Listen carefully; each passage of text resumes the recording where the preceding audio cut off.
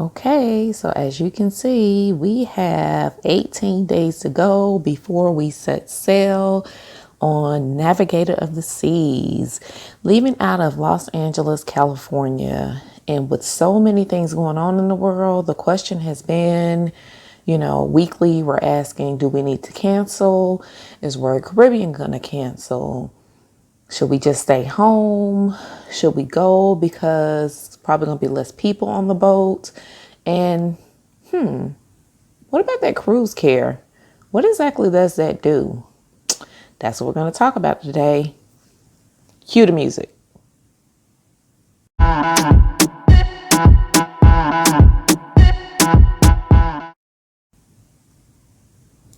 So Royal Caribbean has the travel protection, and normally if you're booking a cruise yourself or if you're going through an agent or even with Royal Caribbean on the phone, more than likely we normally ask, do you want the travel protection? I always suggest that my clients get it. And since I book cruises for my family, I automatically add it into the price because of everything that's going on with the COVID-19, and now it's mutating into other things, American, the Delta variant, and then there was something else that was out that's saying that it turned into something else. So because we're just so unsure of what's going on in the world with COVID-19, I just suggest that you get it. It's peace of mind. It's probably about $29.99 to $39.99 per person. But what exactly are we getting? So what I did was I took the time to go through, the 36-page contract, you guys, of what exactly is outlined in the travel protection program, specifically with Royal Caribbean. So I have been suggesting to my clients, yeah, go ahead and get it. It's peace of mind. But I want to know exactly what what I'm offering, what I'm suggesting that they purchase. Just like with any insurance, there's going to be loopholes. There's going to be things that you thought was covered that wasn't covered, like with your car insurance, with your homeowner's insurance, things like that. So I definitely wanted to take a deeper dive into what this travel protection program covers and what it doesn't cover. This is 37 pages, so it did take me quite some time to go through and to gather a better understanding of what is included. And I'm going to just highlight a few things for you. I would suggest that you contact the company if you have additional questions, if I do not address them in this video. Okay, so let's talk about luggage first, and we're going to get to everything with COVID and if you have to cancel for medical reasons and things like that. But I think that sometimes this is often overlooked. I know that I've had travel insurance in the past, and I've had my bags damaged at the airport, and I was pretty upset about it. Had to go back to the store that I purchased the luggage from, and I had to fill out a claim with them. But little did I know that luggage was covered under this insurance. So if the luggage is lost or damaged, they will cover up to $500 for the cost of the luggage with receipts. You have to have the original receipts, it states, in order to be reimbursed for this. And of course, it is a process. It doesn't happen immediately. So you have to, submit your documentation. They then will replace or repair it. So in my case, the luggage handle was broken off like partially. And we were upset because it was brand new luggage and we really liked it. So it wasn't something that we could repair, but what we should have done was gone back through the company and had them to, try to repair it for us or replace it. Now, if you do not have a receipt for your the original seat for the luggage is going to be up to 75% of the actual value of the luggage that they will reimburse you. So let's say you got the luggage 5 years ago. And what I think that the process is that if you don't have the receipt, they're going to look up how much the luggage costs today, and it's going to depreciate, and they'll pay you or reimburse you up to 75% of the actual value. Now, what I did find interesting is that the items that are inside are covered. However, still only up to $500. So that includes jewelry, electronics such as camera equipment, computer equipment, cell phones, any type of electronics, only up to $500. So I was a little bit disappointed about that. I suggest that you take that stuff on your carry-on. What is not covered under this section is going to be eyeglasses. Any eyeglasses, expensive shades, keys, cash money, credit cards. That was included in the not covered section. Prosthetic limbs, artificial teeth, any type of sporting equipment that is not covered. So I was actually surprised about that. Also, any items that are confiscated by TSA, guns, knives, weapons, tasers, anything like that, those are not covered under this section. So just make sure that you're adhering to the airport rules, so that if anything is lost or damaged, you can be reimbursed. Royal Caribbean does still have the cruise with confidence guarantee. If you need to cancel your cruise, you have up to 48 hours before the set sail date and you can cancel. However, I still suggest that you do purchase the cruise care, because the cruise care is going to offer you additional insurance, additional coverage, I should say. Let's say that you do actually get on the boat and you start feeling sick, or God forbid someone passes away from this virus while you're on the boat. Cruise with Confidence won't take care of that, because you would need to utilize that before you actually get on the ship. That means that you're going to actually be canceling. You're either going to get a refund in your original payment method, or you're going to get a cruise voucher to use at another time. But once you're actually on the boat and you've decided that you do want to go on the cruise, Cruise with Confidence won't take care of anything. That's exactly the reason why you're going to still need the cruise care, because if someone gets deathly ill or is really, really sick, you're in international waters, you're going to need transportation. You're going to need a certain kind of care in order to take care of the person. And that's where the cruise care would come into play. If you've chosen to book a cruise and you've selected the non-refundable deposit option, then you're going to be subject to a cancellation fee, even if you are going through your insurance. Now, Royal Caribbean, like I said, they give you the 48 hours, but with the cruise insurance, it's going to deduct, it's only going to reimburse you up to 90% of the refund. You will not get 100% back if you have selected the non-refundable deposit. Now, Royal Caribbean has added an additional benefit, which is called a cancellation waiver, meaning if you fall within any of the categories I'm about to list, then you can get 100% back due to these conditions. So if you are sick, injured, if someone dies, including yourself, a companion, or an immediate family member that is going on this cruise with you, then you can get your 100% back. Also, a traffic accident, if you're en route to the boat and you're involved in a traffic accident, that is covered.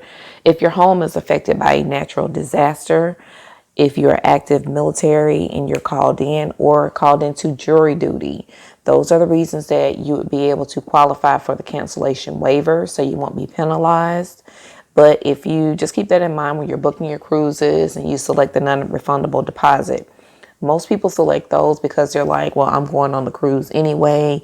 Even if they cancel, I'm just going to change the date and rebook it at another time. And they're usually cheaper. So just keep that in mind when you're booking your cruises. So with the cancellation waiver, there is a section that says what the waiver does not cover. And what that means is that if you fall under these categories, you're still going to have to, you still lose some money in order to cancel the cruise. So the waiver does not cover mental conditions. It does not cover unlawful acts that have been displayed by a family member. And for family, what they're saying, immediate family. So it's going to be spouse, domestic partnerships, It's going to be parents, grandparents, children, grandchildren. I will have to go back and look at that, and also niece and nephew. So it can't be a second cousin or any cousin. It can't be a third aunt twice removed, or it can't be like a best friend. They are not covered. Also, if you get called into work, let's say you're within 24 hours of your cruise and your job calls you and says, hey, I really need you to come in. We have an emergency at the office. We need to fix this. I need you to cancel your vacation. You will have to pay a penalty in order to do that. Now, you will be reimbursed up to 90% of what you paid, but you're going to have to pay that penalty for canceling the cruise at such a short notice. Now, if there's a trip delay, you are also reimbursed for that. And a trip delay includes any type of traffic accident. Again, you have to have a verified police report, any lost or stolen passports, because that's definitely going to delay you. Quarantine. So if you get to the airport, if you get somewhere else and you start feeling sick and then they test you out and it comes back that you're positive, you're definitely going to have to quarantine. So that is covered. If the plane is hijacked, if there's a riot or a strike, at the airport, sometimes during the holidays, and maybe especially now with the conditions being as bad as they are, everybody's short staffed. So it's possible that the other workers could go on strike, and that will definitely delay you. I know about a week, maybe before Christmas, I was looking at the news and they were talking about how certain airlines, even Delta, had to cancel over 75 flights because they were short. There were people getting sick. And just think about it. You're going to have to work extra hard if you come to work because you have so many people that are out sick. It doesn't mean that you shouldn't go to work, but I'm saying only, you can only do so much as one person. But that could affect your trip. Also, any type of inclement weather. And I did not know that that was covered. So as I was reading and researching this for you all, I learned a lot.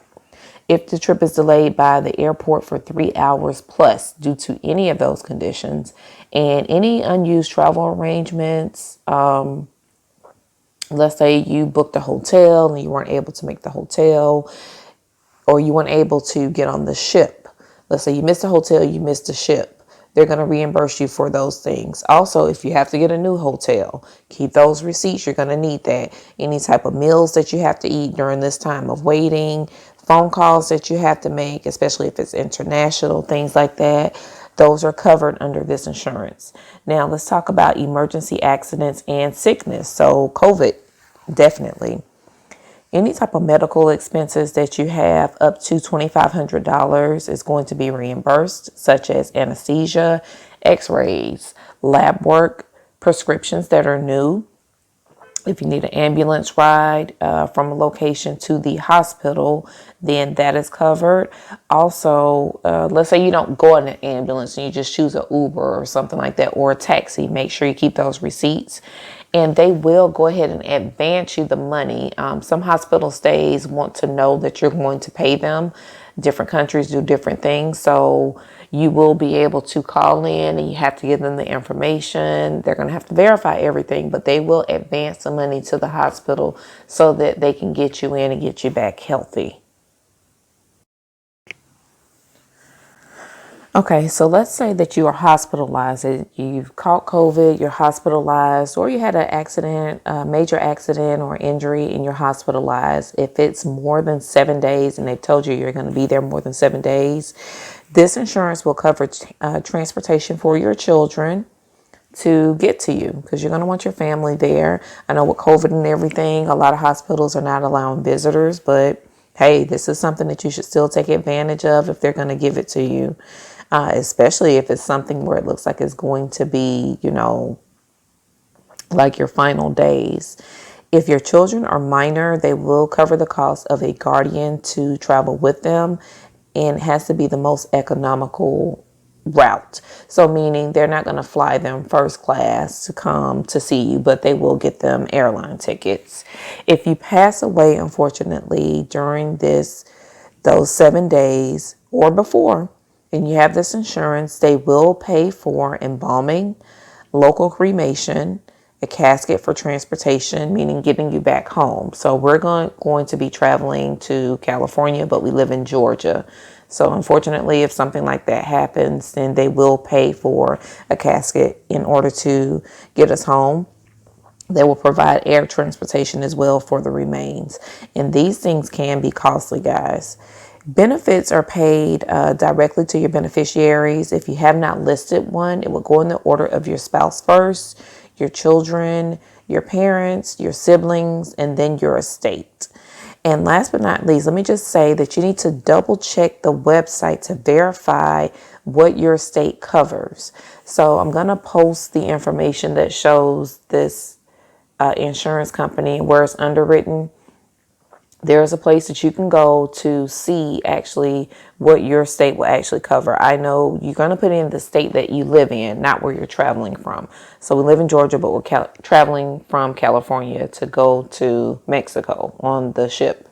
So for example, when I was looking this up, it had in bold print and italics that if you live in New York or Minnesota, basically the guidelines for you are going to be different. The insurance could cost a little more, things like that. So make sure that you're actually double checking this. Just make sure that you're covered.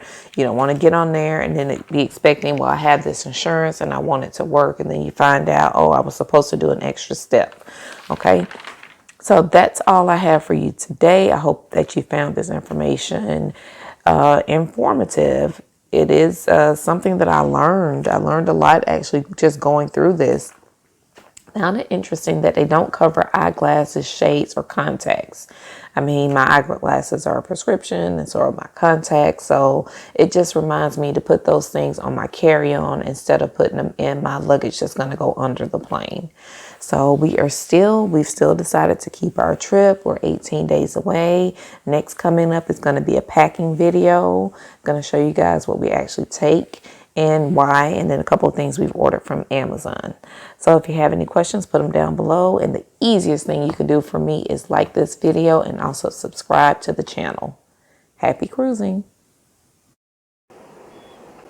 And as promised, this is the website that you need to go to in order to look up the insurance information to make sure that you're meeting all the qualifications and to see what's covered from your state. So it's archinsurancesolutions.com.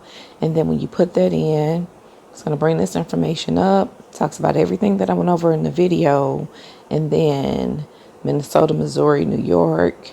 Gives information here. There's a contact number.